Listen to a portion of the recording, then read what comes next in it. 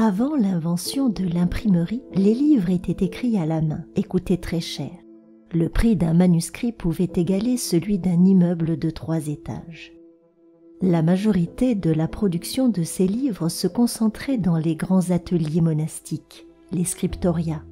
Le travail de fabrication d'un ouvrage nécessitait de nombreux acteurs et durait plusieurs mois.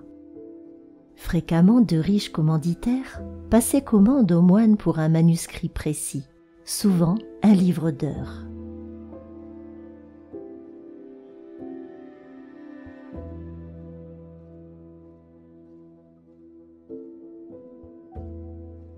L'imprimerie existait déjà depuis longtemps en Chine. Cependant, c'est à un Allemand du nom de Gutenberg que l'on doit son importation en Europe et son perfectionnement.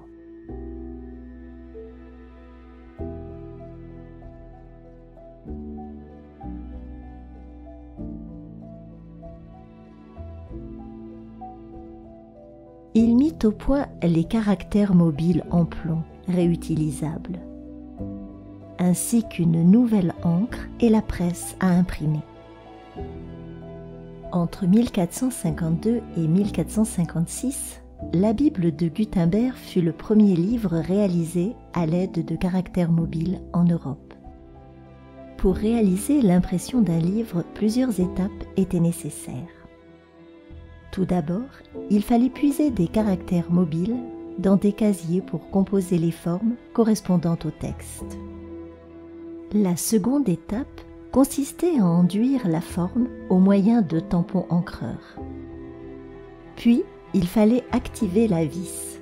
En pressant les feuilles sur la forme ancrée, l'encre passait alors de la forme à la feuille. Ensuite, les feuilles étaient séchées une par une. Après, les feuilles étaient placées l'une sur l'autre. C'était souvent un enfant qui effectuait ce travail. Enfin, quelqu'un relisait l'épreuve, la page imprimée, pour voir s'il n'y avait pas d'erreur. Avec la multiplication des livres, les savoirs nouveaux se répandirent. Les savants et les écrivains purent plus facilement échanger leurs idées. Chacun pouvait s'enrichir du savoir des autres et cela accéléra le progrès.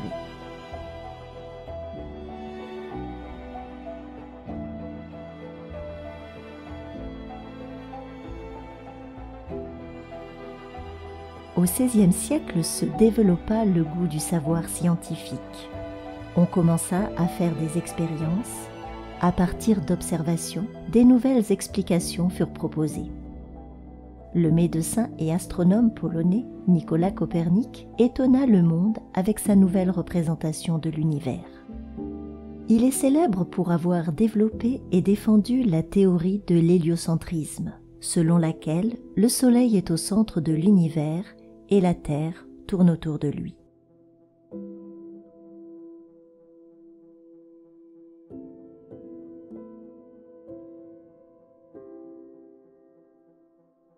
L'astronome Johannes Kepler a étudié l'hypothèse héliocentrique de Nicolas Copernic.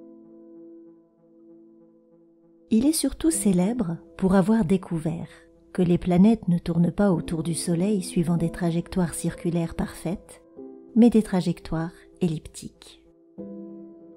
Galileo Galilei, était un mathématicien, géomètre, physicien et astronome italien. Parmi ses réalisations techniques, on lui doit l'invention de la lunette astronomique. Grâce aux observations faites avec son télescope, cet homme de science s'est posé en défenseur de l'approche copernicienne de l'univers, c'est-à-dire de l'héliocentrisme. Mais il faudra presque un siècle pour que ces thèses soient enfin acceptées.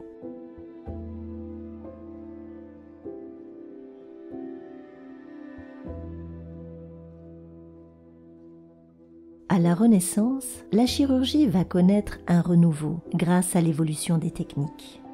L'imprimerie va permettre une meilleure diffusion des connaissances chirurgicales et anatomiques, développées dans le monde arabo-musulman.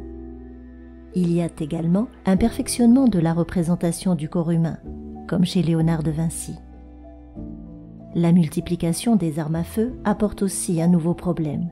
Les blessures qu'elles engendrent sont plus graves. Les progrès dans la connaissance du corps humain seront notamment permis grâce aux travaux de dissection des anatomistes. Ambroise Paré fut nommé barbier chirurgien à 26 ans. Tout au long de sa vie, il alterna entre chirurgien de guerre et pratique civile. Il fut aussi le premier chirurgien royal de 4 rois de France: François Ier, Henri II, Charles IX et Henri III. On lui doit la redécouverte en 1552 de la ligature des artères, qui aurait été inventée par les Arabes. Cette méthode remplace la cautérisation par l'huile bouillante dans les amputations, méthode qui était extrêmement douloureuse et qui tuait parfois le patient sous la douleur. Il est considéré comme le père de la chirurgie moderne.